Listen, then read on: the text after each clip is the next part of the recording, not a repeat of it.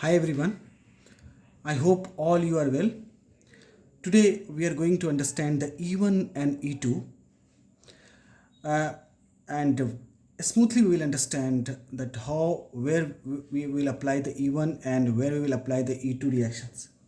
Students, if you are new on this channel, subscribe, and if you understand perfectly, like and share.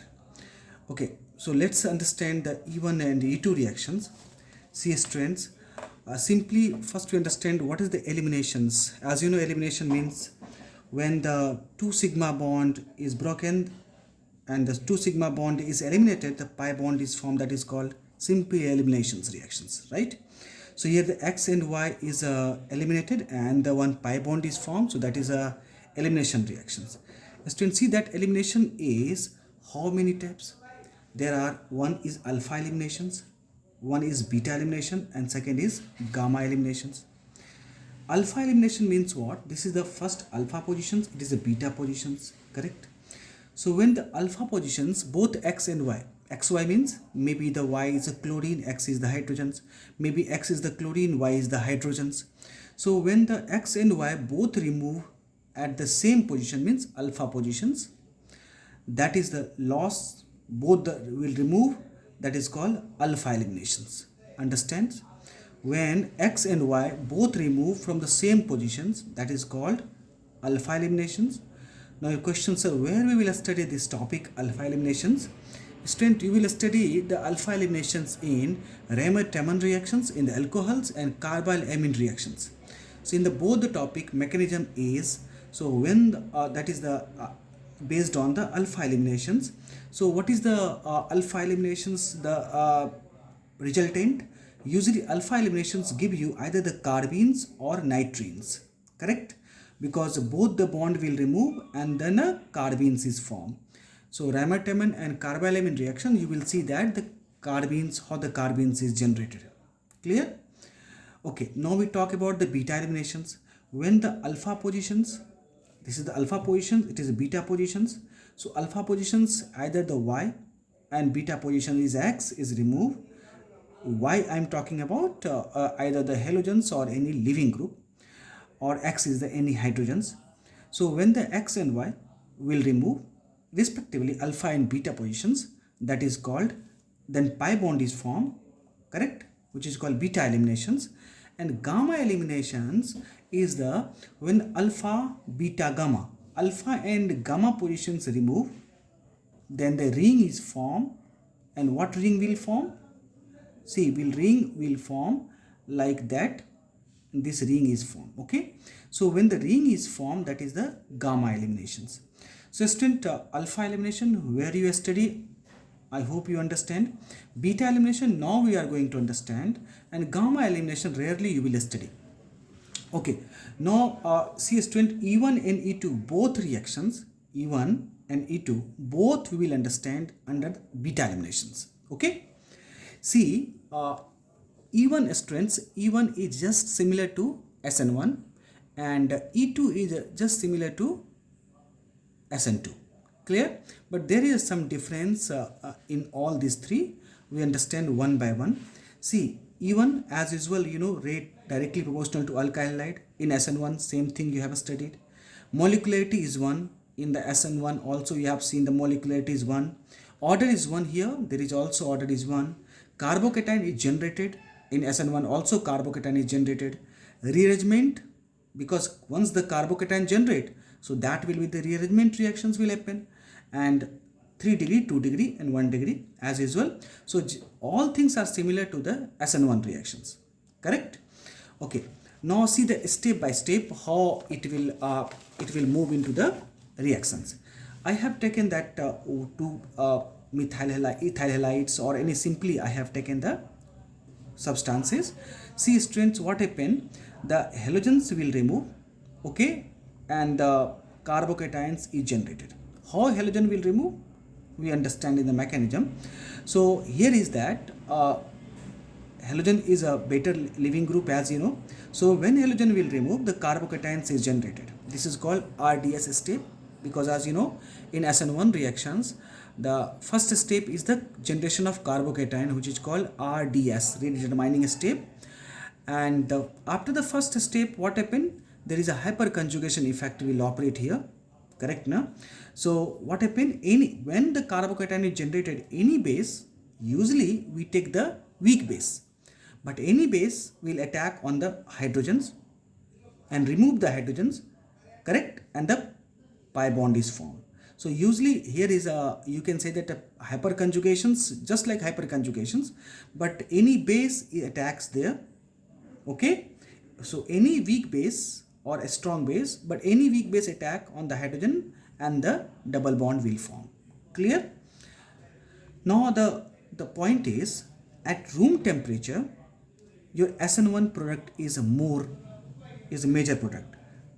Okay, because as you know, SN1 and E1 both are almost similar, but there is a, in my next video, I have mentioned there how you can understand whether the SN1 will apply or E1 will apply, or SN2 apply, or E2 apply, how you can understand. So in next video you will see that. But room temperature, usually room temperature SN1 product is more, but high temperature E1 product is more. Clear? And set chip rule is a major in E1. Okay, now I give the one example which you will understand here. See students, I write the one example here, CH3, okay, CH3 and CH2Br I have taken in the presence of ethyl alcohol and heat. Okay, so through heat, if I applied heat, so you understand it means SN1 reaction will apply here. Clear? Because you have written that high temperature E1 favor, low temperature SN1 favor. So I have taken the heat. So once I have taken the heat, what happened? Still Br will be eliminated, and what form? CH3, CH2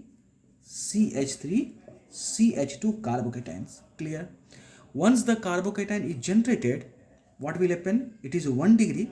So definitely there will be rearrangement process here. So that methyl will shift here and cations will arrange here. Understood? Methyl will shift here because it is a 1 degree. So methyl will shift here and carbocation will come here. So what happened? Students, see that there is a CH3 cations. Here is the right. So CH3. Am I right? Okay. So what happened? There is a one group CH2, CH3 will come. Okay, because when CH3 will shift here, that CH2, CH3 will come. Now students, see that what the three possibilities here. I write here. There is a three possibility. Three possibilities is what? One is, here is the cation, so one bond will form here. Second, one bond will form here. So two compound you have seen. One is, I write here, CH3. One compound what will form? CH2 double bond CH3 CH2 CH3 will form. First, one hydrogens will remove and the double bond is formed. This is case first. Second, here CH3 CH3 double bond CH3. This is second case, correct? Right? And one more case is here, students. C2H5O will generate C2H5O negative as a what? Nucleophile. Correct? It generates as a nucleophile. So there is a one case here, what? CH3 CH3 OC2H5 CH2 and CH3. Clear? What I write here? So what we can say? See here, I write here CH3 CH3 OC2H5 CH2 CH3. So how many cases we have seen? One case here, correct? So one case here, second case here, and third case you have here. So how many cases? Three cases. Now if I ask you which is the more stable, no, simply you check the number of hydrogen strands. Or I hope you know at least this type of logic. Here is the how many hydrogens? You check that 3 to 5 hydrogens. So in the first compound there is a 5 alpha hydrogen. In the second compound how many hydrogens? 3, 3, 6 and 6, 3, 3, 3, 6, 6, 3, 9 hydrogens. So here is 9 alpha hydrogens. Here is a what? Okay. So obviously because we have supplied the heat, so we don't expect this product as a major because it is a substitution reaction. So it is a SN1 reaction, and as you know SN1 reaction when will happen, there is no heat, means at room temperature only SN1 is a major product, correct? So obviously we will have to choose between these two students and the Sergip rule, how to define more alpha hydrogens more stable, correct? So here is the 9 alpha hydrogen, here is the 5 alpha hydrogen. So obviously this product is a more stable, am I right or not? Understood? This is the what? More stable. So I hope you understood. According to E1 will follow the Sergip rule. Student, E1 and E2 both follow the Sergip rule, but there is some different cases of with the E2 we will study now. But E1 will favor the Sergip as a major product. So it is a major product, students, and both these things, and here both are 1 and second, both are minor product, and here is the major product. Clear? Okay. One more question we solve here, and you understand what the product will form. See here, one is C, students. That is the one iodine and one is methyl here. Okay. So what product is formed? It's ethyl alcohols, and heat I have taken here. So cations will generate here. Once the cation will generate, the two possibilities here, because here is the methyl group, here is the hydrogens, am I right? Here is the also hydrogens. So one possibility is that it will form double bond.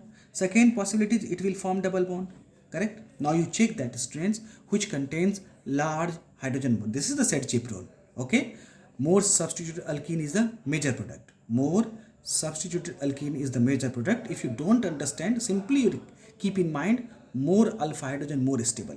So here is a two product, means one product you have seen that, okay, and second product you have seen that here, okay. Now you check that alpha hydrogens here. So 3 hydrogens, 3 to 5, and here is the 5 to how many? 3 to 5, and here is a 5 to 7. So total how many alpha hydrogens? See how to identify alpha hydrogens. Check again. Here is the double bond. Okay, just you see here, make the bracket, and after the bracket next methyl group 3 alpha hydrogen, 3 to 5, 5 to 7. So this compound contains several alpha hydrogens. Here is the what? How many alpha hydrogens? 2 and 2, 4 alpha hydrogens. So more alpha hydrogen means more stable. Clear? So SN1, student, SN1 is just similar to the E1, or E1 is just similar to the SN1. Clear? So everything will be happen just like a SN1 rearrangement happen, carbocation will generate, two step will favor, correct? Na? So everything will be happen like that. But one thing keep in mind, again what I am telling you, here is that leaving group will leave the positions, carbocation will generate, then in the second step base will attack, and any base can attack. Clear? The things keep in mind, and we study here beta eliminations, not a alpha eliminations. Okay. So first alpha positions halogens will remove, and beta positions hydrogen will be removed. Done? Okay. Now we go to the student E2 reaction. See that E2 exactly similar to the SN2 reactions, but there is a difference here. E2 in beta eliminations single step as usual. In SN2 same things happen. No carbocation, similarly SN2. No rearrangement, similarly SN2. Transition state, similarly SN2. Here is a one difference, students. In SN2, rate is directly proportional to alkyl halide end nucleophile, where in SN2 rate is directly proportional to alkyl halide and nucleophile. Here rate is directly proportional to alkyl halide and base, not a nucleophile. You keep in mind, a strong base is a strong nucleophile, but if you have a confusions, again you go and watch my video of basicity and nucleophilicity. If you understand that perfectly, rest all topic of alcohol, aldehyde, you will understand perfectly. So here is rate is directly proportional to alkylide and base. In SN2, rate is directly proportional to alkylide and nucleophile. Clear? Okay, base means what base? Student, base means size of base. Okay, so size, because as you know, base is a strong nucleophile, a strong base is a strong nucleophile, but here base means what? Size of base. So size of base means larger base or a smaller base, what base you have. See why I'm telling you. And the most difference between the SN2 and E2 here, anti-periplanar, anti-periplanar. So why the anti-periplanar? So anti-periplanar means, see, Lg is one side, H is other side. So both groups should be much more distant so that minimum repulsion should be there. Okay. So therefore we will require the anti-periplanar structure. Here is that 3 degree and 3 degree, 2 degree, 1 degree. I remind you, in SN2 what you have studied? Methyl and 1 degree, 2 degree. Here is 3 degree, 2 degree, 1 degree. So three things here is keep in mind are different from the SN2. In SN2, rate is directly proportional to alkylide and nucleophile. Here, rate is directly proportional to alkylide and base. Anti-periplanar structure here, that things is not required in the SN2. 3 degree, 2 degree, 1 degree in the E2, but here there was a simply methyl 1 degree, 2 degree. Okay, understand the mechanism. Student, what happened? Beta base will attack on the alpha beta positions. At the same time, leaving group Lg will remove, right? Okay, this is the transition state. I have written here, as slow as a base will approach to the hydrogen. At the same time, leaving group will leave the positions and the new transition state will form. This is the dot dot means transition state. A transition bond will form. Clear? This is the transition state, and as you can see the anti-periplanar structure. This is the anti-periplanar. Both are in opposite so that minimum, okay, repulsion should occur. As a result, double bond will form, Lg will remove, and B base and H will remove and BH will form. Clear? Okay, now understand. If simple leaving group you have, simple leaving group, again, if you have a problem in the leaving group, you watch the second video, leaving group. See, if leaving group, simple leaving group like halogens, water, ROH, simply set Gibbs rule is applied. Okay. If you have a complex base like Nr3 plus, Sr2 plus, tert butoxide like that, bulky base, then Hofmann product is formed. Clear? I have written the example, student. See, CH3CH, I have taken same substrate, two different reagent I have taken. You can see the difference. If I have taken the simply substances, simple groups like ethoxide, sodium ethoxide or potassium ethoxide, that is not a complex base now. So it means we will get the set G product, correct? And if we take that hindered or complex, we will get the Hofmann product. See, student, what is difference between these two? Hofmann product, see, suppose your base is complex, how base will attack on the second carbon or third carbon? Because already it is a complex, so how it will reach to the hindered positions? Hindered means complex crowding area. How it will reach to the crowding area? There will be very difficult to reach the crowding area. Understood? But this size is very small. That will attack either the second or third carbon because it is very small. So a small substances, a small base can attack second and third carbon. But complex base, how it will attack second and third? It is very difficult because more hindrance is there. So therefore, complex base try to attack on the least hindered substances. So least hindered is only this group because it is 2 degree, here is 3 degree. So both are very complex with respect to the dirty butoxide.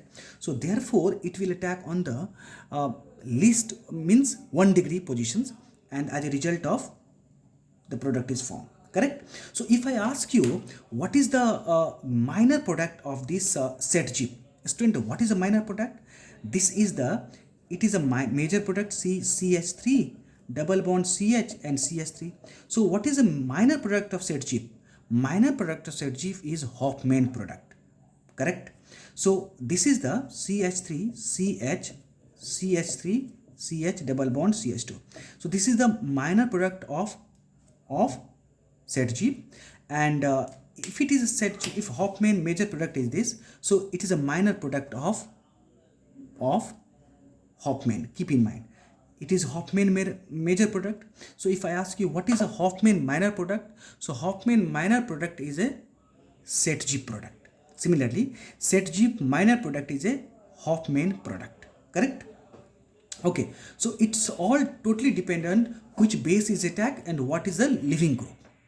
Clear? So basically you can say that, sir, the which base is going to attack, a complex base, Hofmann, simple base, or a list or a small size base attack as a set G product. Okay, and set G more alpha hydrogen, more stable. Okay, students, see that there is some drawback of set G rules. What the drawback is? See, set G is not always applied everywhere. That's not a possible. See here, when the alkyl halide has a double bond or benzene ring, see here is the benzene ring, Br is there. So if you have taken this ethoxide ions, okay, if suppose simple alkyl halide, obviously Hofmann will be applied, but here is double bond or alkyl halide, then that will be not possible here. See, so what happens, students? Br and here is the hydrogens, so both will remove and the product is formed. Okay, and here is the also Br is there and hydrogen is there, so one more product is formed. But why it is more stable? Because resonance conjugate bond is there. Conjugate double bond have greater stability. This is conjugate bond. Conjugate bond means here is the double bond benzene ring, okay, and around benzene ring there is a CH double bond CH. So here is a one, okay, this is the conjugate. So double bond, single bond, double bond, this is called conjugate positions. So conjugate, is benzene's stability.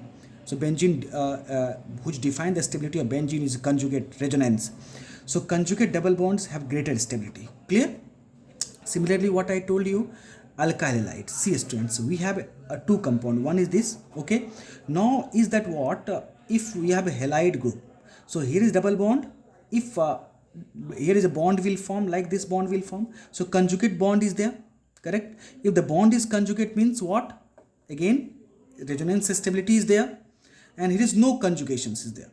So therefore major and minor, it means everywhere set G is not applied. You see that if there is a possible of conjugations.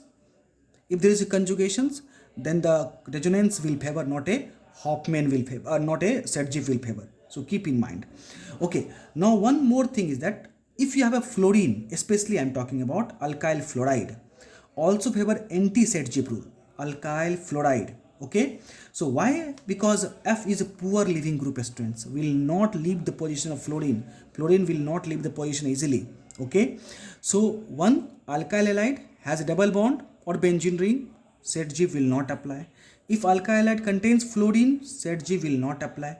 Now next is how the suppose any group contains that suppose cyclic chain is there. A cyclic chain has one hydrogens, here is a bromine and methyl and hydrogens there, right?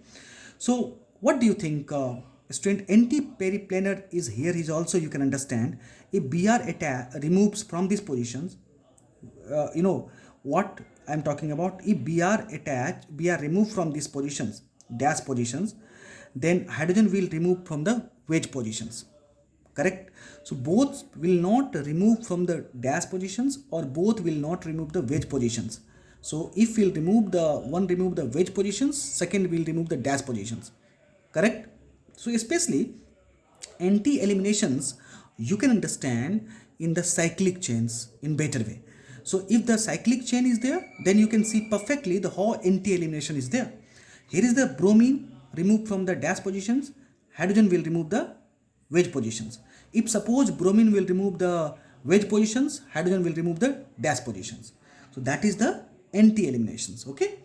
So I hope you understood that how the SN2 will favor and how SN1 will favor. Next video you will have that how you can define whether the substitutions or elimination favor, right? So if you understand perfectly, you like, share and subscribe, please. Thank you.